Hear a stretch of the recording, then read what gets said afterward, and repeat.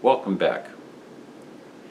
One of the most oft asked questions that I receive is what procedure I use for cleaning handguns. Well, first of all, I'm going to let you in on a big secret here. It's no big deal. I don't know how this culture, this cult of cleaning has boomed in the last few years like it has, but it's an internet phenomenon. Handgun cleaning it's like cleaning your sink. It's like cleaning a toilet bowl. You just clean the thing and that's it. There's nothing associated with it that's any mystery. We'll take you through the basic process because I know everybody's begging to learn how to do this. It's been turned into some great mystery. But I'm going to show you that you can put all that aside and make it extremely simple. We're going to go through a revolver and a couple of pistols, and in just a second. So here are all the tools that you'll need. First of all, you need a good cleaning rod. I've got a couple of different lengths here that I use for different length barrels, and you need a proper size brush for each caliber that you have. It should be, if you have a 45 caliber revolver or pistol, then you should have the appropriate size 45 caliber brush. Always get bronze brushes. There's nothing wrong with nylon brushes, but they're a waste of time. They really don't do a good scrubbing, and there's nothing in your barrel that's going to be harmed by a good bronze bristle brush. Never ever use a steel brush. A steel brush one of those stainless steel brushes will definitely damage your barrel. Some Hoppy solvent. I prefer Hoppies over others simply because it's something I've been using for many years. It works very well. I can't attest to too many others because I haven't used them. I have used Ballistol, and Ballistol is fine. I have nothing against it, but it's oily. When I'm cleaning, I don't want to be applying oil. It's a contradiction in terms. I don't need to be oiling my gun as I'm cleaning it. I want to be cleaning my gun as I'm cleaning it. And solvent, nitro solvent, is all that you need. You need to cut the carbon and the soot buildup from your gun. That's really all you need to do. If you had lead deposits in your barrel, then you need to get yourself a Lewis lead remover to remove that the lead deposits, which are basically just copper screens that are pulled through a barrel with a rod and a rubber button. But if you're having that sort of problem, you really need to address the issue to begin with, which is improper softness of the bullets for the velocity and the pressure that you're using. Next, you should have cleaning jags. The cleaning jag is preferable to a slotted tip simply because it fits the bore, and you can get them in different calibers, and also flannel cleaning patches. Now I don't care for any of the fancy fiber patches. The only patch that I consider to be worthwhile is just a plain cotton flannel patch. Nothing abrasive about it. These patches here are soft flannel on one side, and they're just coarse cloth on the other. And always have on hand some sort of just a nylon toothbrush is sufficient. But these M16 style brushes that the military issued for many years are fine. And if you have a bottle of Hoppy's oil, this is CLP. There is all kinds of different oils out there, but you know what? This is all you need. I think this bottle cost me $2.25 6 years ago, and it's still 2/3 full. Oil is not something that you should be using on a gun, and I'll be talking about that at length. You might want to have a few Q-tips to maybe clean recesses. That's it, and also a silicone cloth. This is one of the most valuable things that any gun owner can have. silicone cloth that you just keep in a sealed plastic bag that you wipe the gun down with. These are the guns that we'll be cleaning. I've got a Super Blackhawk, and I'm not trying to promote any particular gun, but I'm just trying to show the process that's involved with cleaning revolvers versus automatics. They're the same thing. All we're doing here is, forget that it's a gun. All we're doing here is just cleaning steel. And we're trying to avoid getting involved with wood furniture on the gun, which can damage it and can cause it to get soft and brittle. Okay, so let's start out with the 1911 45. We're going to keep everything very simple here.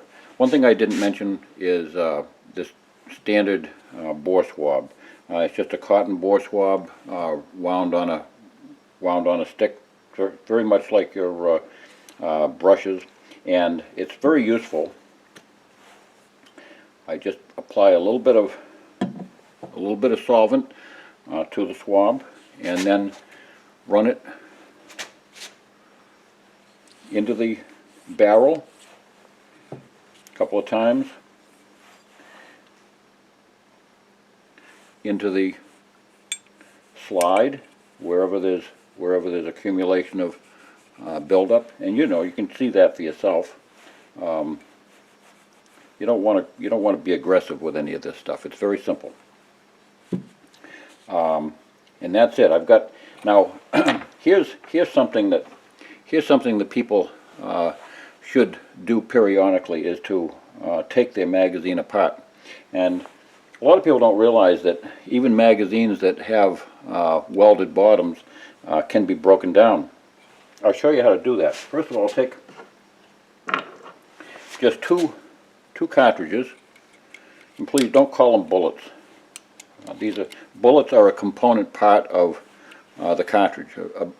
A bullet is to a cartridge as flour is to bread. Let's see. So we'll take, if I can find my drift rod.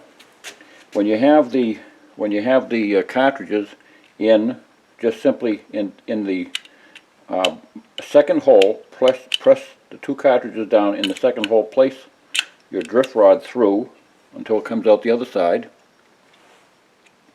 Remove your cartridges, set them aside, and then you'll notice that your follower is now free. Lift the follower straight up and rotate it toward the back, and just simply slide it out and forward, and that's all there is to it. And you'll notice that it's got a dog leg on the back right here. That can get greasy. You want to get any grease off of your parts. You don't want any oil. And I'm going to say this over and over and over again, because I keep getting emails one after another, probably 4 or 5 a week, that people ask me, what oil do I prefer? Do I like this oil or that oil? I don't use any oil. Oil is something that, to me, has nothing to do with a gun whatsoever. There's no need for a gun to have oil in it. It's not reciprocating machinery. Now, once that drift pin has been removed, I can take that spring out, and with a little bit of solvent on my rag. And by the way, I like to get these Scott rags in a box, and they're very handy. So right now, all I'm doing is I'm taking just plain old Hoppy's number 9 solvent, and there's nothing that will clean it any better than that. And it's all you need to do is get the junk off. You want to get any residue off, and do the same with the main spring, the slide spring, and any pins. Just simply wipe them down with the Hoppy's. Now we're going to take that same swab. I'll refresh it and put a little bit of new Hoppy's on it. Get it wet. You don't have to saturate everything now. And be very careful. This wood furniture right here is expensive, and it can get easily damaged by, now This gun is I purchased it in 2011, and I've shot hundreds and hundreds of rounds through this gun, and it's like it was purchased the first day I bought it. It's in absolutely pristine condition. So what you're seeing is how I have cleaned guns for over 50 years, and much of that time was done professionally as a certified armorer for Ruger, for Smith & Wesson, and for Remington. Now once I've run that solvent through there, I can also take some of that same solvent and put it inside the magazine and clean out any. The only thing I'm looking to clean out is dust and dirt that accumulates. And as you can see, there's some dirt that's built up. Now I can take that. Now I can take a slotted tip. I know I have one here.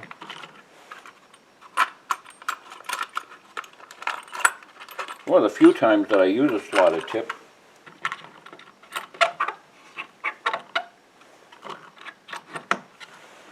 And I'll simply take a piece of cotton swab and put it through the slotted tip. You fold it in a triangle. If you were old enough, I could say fold it like a diaper, but most of you wouldn't have a clue what I was talking about. In my day, diapers were delivered by a truck and you washed them and reused them. But anyway, here's all you do. The objective is to basically clean that magazine out. Never, ever, under any circumstances, ever apply oil to the operating parts of a magazine. You know, some people get concerned when they hear the magazine squeaking, when they're loading it full of ammo and they hear the thing squeaking, and they think that it needs oil. It's not a rocking chair. It's a magazine, and they're not intended to be oiled. If you oil a magazine, I'll tell you what's going to happen.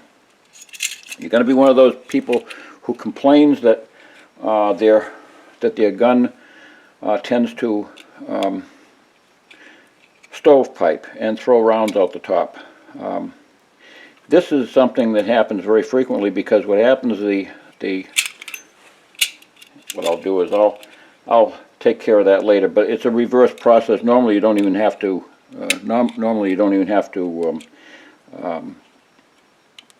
use the cartridges again. You can just simply feed it right in like that, and that's all there is to it. So the magazine works fine. You can try a couple of cartridges, make sure that you have the thing working in correct order. This is what would happen if you oil a magazine. The lips of the magazine are constructed to have a certain frictional coefficient, so they hold on to the cartridges, and that friction retains them in place until it's time for the slide to load them into battery. If you oil this thing, what you're going to have is slippery cartridges that are going to be bleeding out of the top of your magazine, and they tend to bleed out most often in about the second or third round, and that's something that will really gum your gun up. So keep your magazine absolutely clean. Now take your rag, and now that your solvent has completely gotten rid of all that grime, just wipe out things and dry them off. You want to dry off everything completely. If you want to take this, you can watch my video and see how you can remove the retainer and take the firing pin out and the spring, and you can clean that out periodically. But if you're not oiling your gun, and if you're not overusing solvents and getting solvent down into the firing pin hole, you really shouldn't have too much of an issue. Just keep wiping things down with your hoppies and dry things off bone dry. That's probably going to sound very weird to a lot of people who are being cultured to think that a 45 auto has to be lubricated like a John Deere tractor. Nothing of the sort.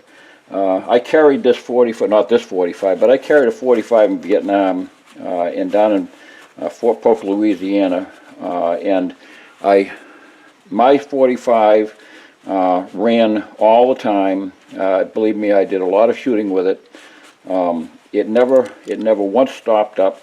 I was very thankful to Uncle Sam for all the practice ammo that he afforded me, and for the many years that I was on the police department, I also did a lot of practice.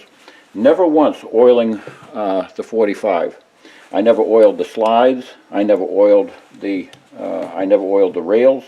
I may have put a drop or two occasionally on the link pin, but really there's no need to oil any part of a 45. It'll run forever. It's not going to gall. I hear it galls me when I hear guys say that, you know, you have to use super duper frog lube and all sorts of stuff on your slides so you don't have galling. If you have a gun that's galling, get rid of it, because gun steel should not gall. This is high grade steel. It's the lubricity is built into the slide itself. It's not gonna gall up. There's nothing that's going to impact that gun and cause it to. There's a little bit of shine on here. Here's another mystical thought that I hear. There's some gun manufacturers out there. I know exactly which ones they are. They might know something about building guns, but they don't know anything about service. There's no reason to worry that you have shiny surfaces. Matter of fact, if you have a shiny surface on a gun, it means that it has been what we called in the arms schools has been married, and that marrying of parts together causes some shininess. Now here, what I'm going to do is I'm going to take my brush, the correct diameter, the 45 brush, and now that solvent has had a chance to work, I'm going to run the brush through all the way through. Don't ever stop the brush halfway and bring it back out again, because you're gonna crimp those bristles and ruin an expensive brush. Not so much the brushes are expensive, but if you're buying them online, you know the shipping and handling now is a fortune. So just run it in, and then look down, look through the light, and you know, I can see on that white surface right here that the inside of that barrel is absolutely spotless. Now this gun had not been fired recently, and I haven't fired these guns, you know, for the sake of cleaning them. Right now we have almost 4 feet of snow out there, so I'm really not interested in going outside and shooting. But now that's it. I've cleaned the slide.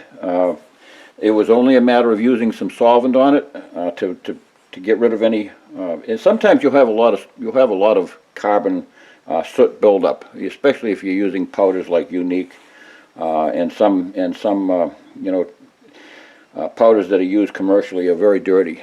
But just simply use whatever amount of solvent is necessary to just simple solvent. Just get the gunk off, and then use your brush to clean those parts out if necessary. If things are in the corners, use that. Maybe use a Q-tip, clean out the rails, and then just put it back together and leave it at that. Make sure that all your components in your grip are clean and dry. Don't be sticking oil in places just because there are cracks in the gun that it looks like it's an inviting place to put oil. I see people dropping oil down into the, you know, beside the hammer and beside the trigger and all these places. It serves no purpose whatsoever except to gum the gun up and cause it attracts dirt, and it attracts all kinds of crud, lint from your clothes. You know, it attracts particles of holster, fuzz, leather and everything. You don't want to have any of that stuff adhere to the metal. The metal should just be shedding anything that it comes in contact with. So if you happen to be in a dusty environment, if you're doing traffic, if you're a police officer and you're doing traffic, you don't want to be standing there, you know, beside a pit where excavating a hole in the highway and having your gun get filled up with mud simply because you've oiled it. Leave the oil alone. Okay, so now we'll turn our attention to we'll put this gun away. We don't have to assemble it online. Everybody who has a gun should know how to assemble and take apart their own gun. Now I'm going to do a striker fired gun. The reason why I'm doing this is because you know, I don't know why, but for some reason or another, the company, I won't mention their brand name, but the G company, we'll call them the G company. For some reason, they're promoting the need for some sort of special lubrication process. If you look here, this is not a G gun, but it's, you know, it's a copy of it. All right. Everything in here is hardened steel. If a G gun isn't hardened steel and they need some special treatment, then well, that's not my fault. But these shiny surfaces here, after this gun has fired a few thousand rounds, things have gotten a little shiny. They're not wearing through. They're not ever going to wear out. They haven't changed their dimension. And if you notice this slide right here, this slide is as black as tar. It's never been re-blued or refinished or anything. There's no wear going on here. There's absolutely no need whatsoever for lubrication. I don't lubricate anything in here. I never put oil in the striker pin area. I never put grease in the slide. I never do anything. I just leave it bone dry. And that way there, I know that it's always going to function. The spring area. You know, if it makes you feel better, if it makes you sleep better at night, if you want to put a drop of oil on this so that it looks like it might be nice, there's no need to oil this spring. The spring is going to spring itself regardless. You know, your truck spring underneath your vehicle never gets greased, and it's exposed to salt and sand and stones and everything else. This is tucked away neatly inside your gun, and that spring will continue to work back and forth without any hindrance, and it doesn't need lubrication. No pins need lubrication. Again, the same thing with the magazine. The magazine can be taken apart and should be cleaned out of any dirt and crud that's in there, so that it operates slick and smooth. Clean off the follower, and that's it. Just put it back together dry, and go out and shoot several thousand rounds, and I guarantee you that the gun will be the same condition as the day you bought it. There's nothing in this gun that's going to wear out. There's nothing in this gun that's going to wear down. All these parts are all hardened steel. They're not made of cupcakes. It's real gunmetal. There's nothing that you need to do to lubricate the plastic. Plastic is by itself self-lubricating, but there's no plastic parts that touch or do anything that requires any lubrication. You certainly don't need to lubricate the trigger mechanism. You know, some people are concerned about striker-fired guns because they feel they have a spongy trigger. Well, I have news. Striker-fired guns have a spongy trigger because it's a double-action style trigger. As you pull the trigger back, you're not pulling off a sear. You're actually drawing back the striker another 1/16 of an inch or so, 3/32 of an inch or so, to where it finally lets go. So it's going to have a spongy feel. So don't worry about it. That has nothing to do with it. You're not going to get rid of that sponginess by greasing and oiling. And please get away from the notion that a gun has to feel slick. Guns don't have to feel slick. They only have to fire. When you pull the trigger, the gun will continue to fire. It has whether it feels slick or not is of no consequence. As long as it continues to fire, that's the most important thing. And trust me, all these guns will continue to fire as long as you keep them clean. You know, I've been perplexed why people you know, boast about all the cleaning processes that they go through, and the most important thing of all is simply cleaning the gun and drying it off and getting back to work.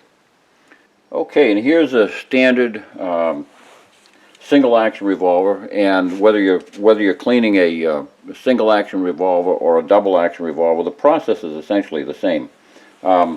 There's nothing different about this. Each one of these chambers can be easily cleaned out. I have a let's see if I can find it. I have a special brush that I have been using for the last 30 years or so, and right now it's gone. I can't find it. But there's just a nylon bristle brush that I have. It has round nylon bristles that I can clean out this the cylinder with, each of its chambers, and also I can naturally use your chambers now, because they're larger. You'll want to have you know, whatever your bore diameter is, it's going to be a little bit bigger for your chamber. So I use a 45 caliber. I use a 45 caliber brush for the chambers of a 44 Magnum, and then I'll use a standard 44 brush for the barrel. And again, now this is after I've used solvent on each of these chambers and on the gun, and running solvent down through the barrel with the swab. Then I allow it to soak just a couple of minutes, and then brush it out. I like to just simply, there's no particular number of times that you need to brush it. This is the case where I have to use a larger. This is my big rod. It's easier to handle the shorter rod when you don't need to have the long one, and run it all the way back and all the way out. That's it. And just look down the barrel. Now, the way you can look down a barrel of a handgun is simply to put your thumbnail angled toward the light and look down inside the barrel. If it requires a few more brush strokes, give it to them. But it's not something that requires any particular number of strokes. Usually 6 or 7 times back and forth is sufficient. And after you're all done, just take. And I should have mentioned this with the other one. You can simply take a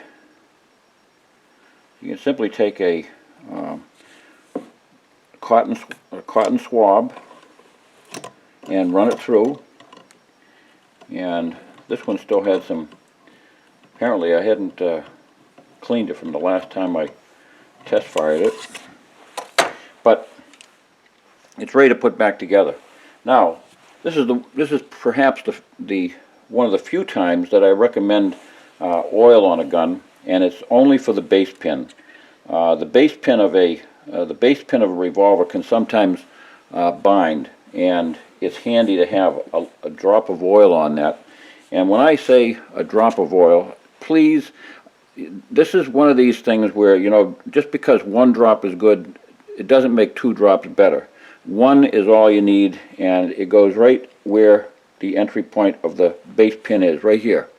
And that will allow the base pin to move back and forth without binding, and it will also lubricate that. The base pin is the axle of the cylinder, and that will make it a lot easier to feed that through.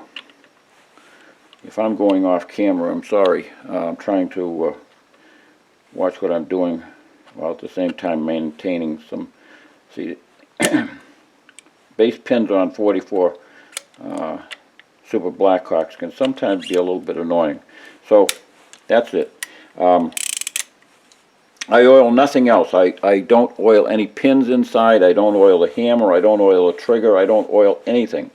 I just simply let it go at that. This is what I do with oil. This is an oiled, I should say, a silicone cloth. When I'm all done, and this applies to all the guns, and this is what I do with my rifles and shotguns and everything else. I just simply wipe them off with the silicone rag. It leaves a nice sheen on the gun, and it doesn't destroy the furniture. It's not going to make that wood punky. You don't want to get, if you get oil into wood, what happens with it is it dries it out, and it's like dry rot. It'll begin to crack. All you have to do is go to the used gun stores and look up and down the rack of the countless number of old guns that have telltale cracks around the tang of the rifle or shotgun, which indicates that the gun had been oiled year after year, and standing on its butt, that oil eventually dribbles down into the stock. Let me say this about oil. Gravity. If I put a drop of oil on something, on a working pin, that drop of oil may stay in the pin, but eventually it'll dribble down the sides of the gun. And pins don't need to have oil on them anyway. They're all hardened steel. They rotate back and forth. Those pins will act as perfect axles as long as you own the gun, and throughout the next 30 generations there'll be no problem. But if you have oil on a pin, and it eventually gravity will cause it to dribble down, and it comes to rest at the lowest place. And usually, if you've got a wood-stocked gun, it's going to come in contact with the wood. Let me show you a little bit of a trick about removing stocks. Every now and then, you need to remove the stock on the grip on a revolver to clean out underneath it. Take your screwdriver, always a good close-fitting screwdriver, and then push through. This one here comes through very easily, but push through this screw here, and that'll push the backside off. Never, under any circumstances, take a screwdriver and try to pry those grips. Push the screw through, and that will pop it out. And for those of you who have a Ruger of this sort, the method of removing that spring, if for any reason you ever want to remove the hammer or take the gun down, you cock the hammer back, and there's a hole right here, and you insert right here at the end of the oh,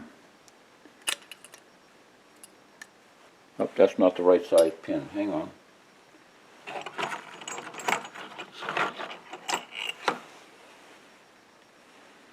Right on the spring strut, there's a hole, and that you can see it right there. There's a hole. Let's see if I can get in line with the camera. But this spring strut has a hole on the end, so you cock it and place your drift pin through that hole, and then pull the trigger, and that will allow the hammer to the strut to free itself from the back of the hammer. And then to put it back into place, you again put the saddle back where it belongs, right here, and then cock the gun back into place. So that's all there is to it.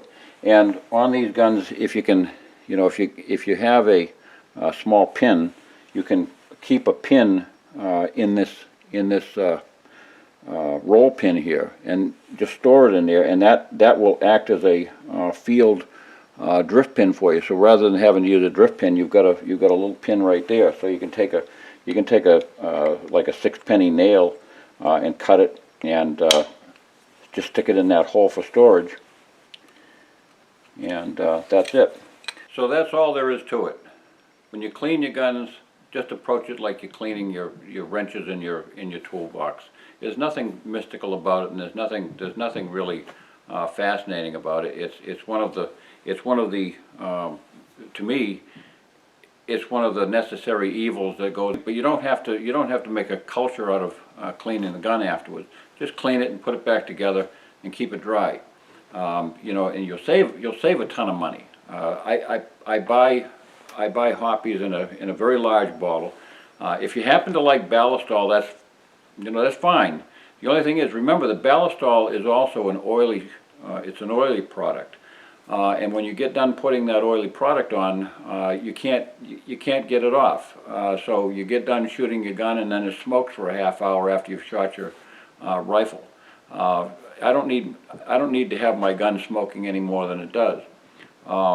And you know, if you're cleaning your gun, you just want to clean it, which, you know, as you saw with that 9mm, the stuff just lasts forever. With the minimum care, all you need to do is just wipe it down with a cloth, and maybe a little, you know, an oily rag is fine, but just a light amount of oil. You don't want to have it slippery, greasy, gunky. You know, if you perceive that there's oil on the gun, you got way too much on there. Gun metal should be, you know, like when you look at an NRA, you know, American Rifleman magazine, they have a gun on the front of the cover, and it looks beautiful, and the metal is gleaming. That's the way your gun should look. It shouldn't look oily. It shouldn't be picking up lint and dust and grime and all that stuff. So that's it. Have a good time shooting, and God bless.